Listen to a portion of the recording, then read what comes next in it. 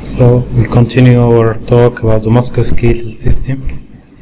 We're having the leg region. We started with the anterior and lateral compartment of the leg. As we know, the leg is divided into compartments. As you can see in this cross section through the leg, we can see the two bones of the leg, which is here. The one is the tibia and the small one is the fibula. Here is the skin and the subcutaneous fat, and here we have the deep fascia of the leg, or sometimes we call it the crural fascia. So together by this crural fascia and this intermuscular septum and the interosseous membrane, the leg is divided into compartments. You see here, this is the intermuscular septum and the interosseous membrane between the two bones, interosseous membrane. So we divide it into compartments, the anterior and the lateral compartment, which we are going to talk about them today. Deep and posterior and superficial posterior compartment.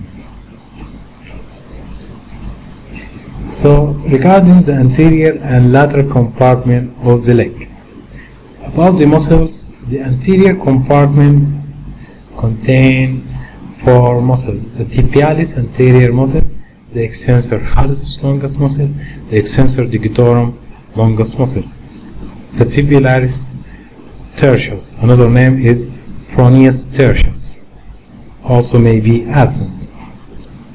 The lateral compartment contains only two muscles, the fibularis longus and the fibularis brevis. As you can see, fibularis because it's related to the fibula that lies laterally. So as we see, this is the muscle, and this here slide showing the origin and insertion of this muscle. You can see here the first muscle is the tibialis anterior. This is a bone, it's the tibia. As we mentioned, the medial surface of the tibia is just lying subcutaneous, so there is no muscle covering here. This is the tibialis anterior muscle. This is the extensor digitorum muscle, and deep to it is the extensor hallucis muscle. And here is not present is the fibularis tertius. Can be seen here as the lateral view, the fibularis tertius muscle, and here this is the fibularis brevis and fibularis longus. All of this muscle can be called proneus longus, proneus brevis, and proneus tertius.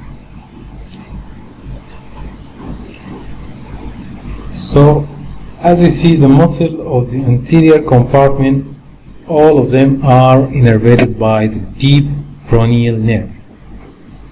Deep peroneal nerve supply all of those muscles.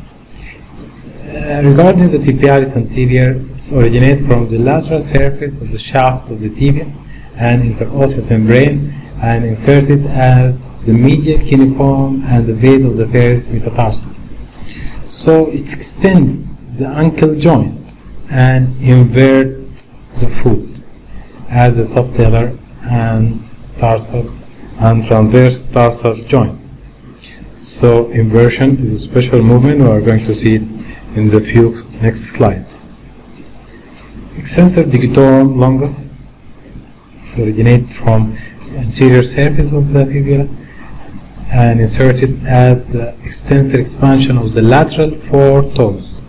So the lateral four toes, not the big toe, and innervated by the deep peroneal, and extend the toes, extend the foot as the ankle joint.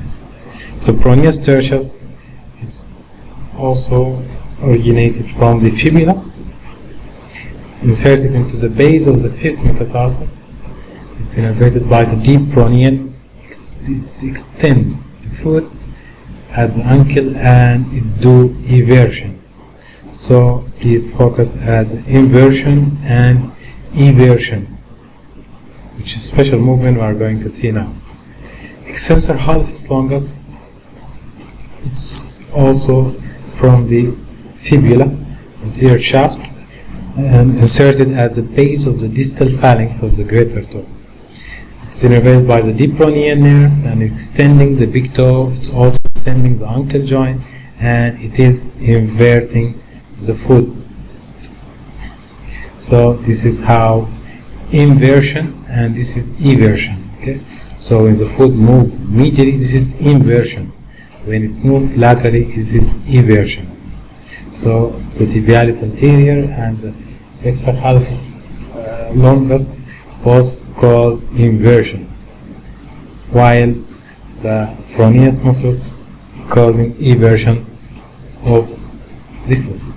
Usually this movement takes place at the subtalar and the transverse tarsal bone joints. And you see here, this is the movement as the ankle joint. Only two movements, dorsiflexion and plantar flexion. Dorsiflexion and plantar flexion. Both you can see flexion, because here it flexes to the dorsum and here flexes to the plantar surface of the foot. So plantar flexion and dorsiflexion.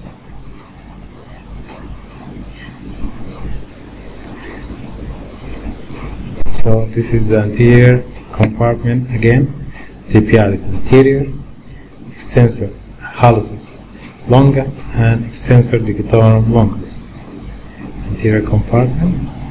So if present, we had the peroneus tertius, the fourth one, all of them innervated by the deep fibular nerve.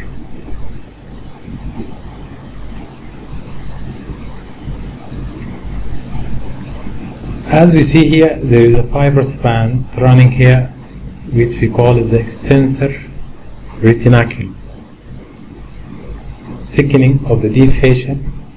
And as we see, the tendon of the extensor compartment or anterior compartment running just below to this extensor retinaculum. This is the superior one and this is the inferior one.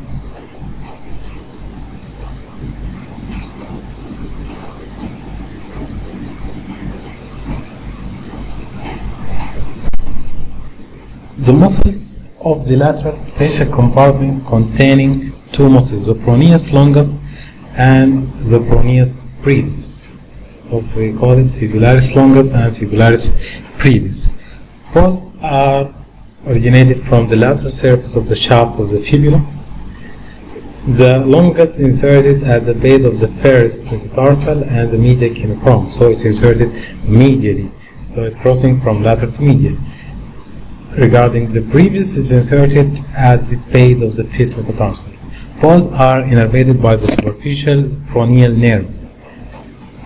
The action of the peroneus longus is plantar flexion of the foot and eversion of the foot. So it flexes, plantiflex and everts, plantiflex and eversion of the subtalar and transverse tarsal.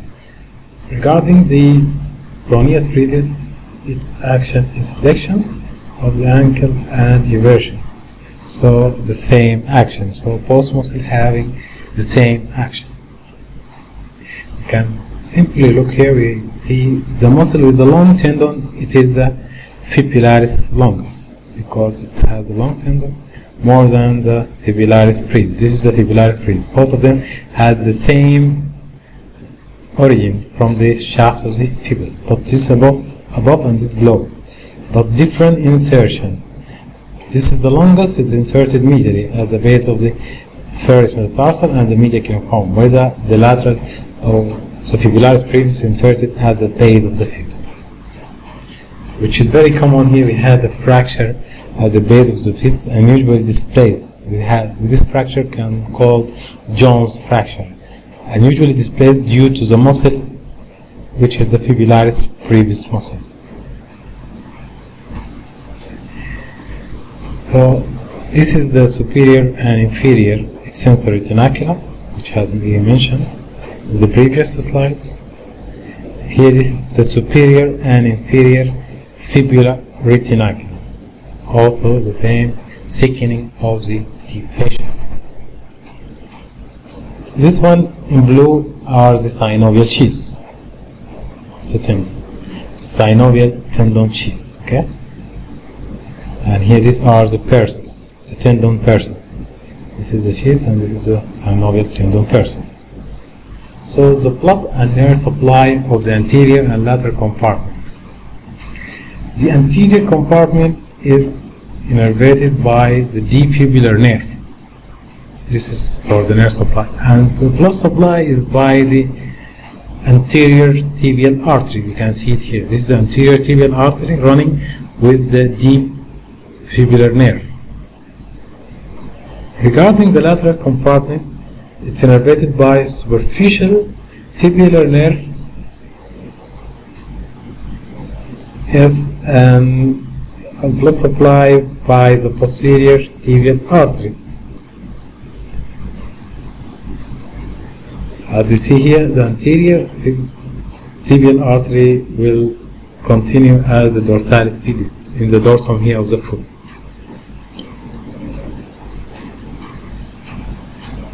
So this is the anterior tibial artery, and as you see, and it's continue as the dorsalis pedis at the dorsum of the foot. Thank you so much.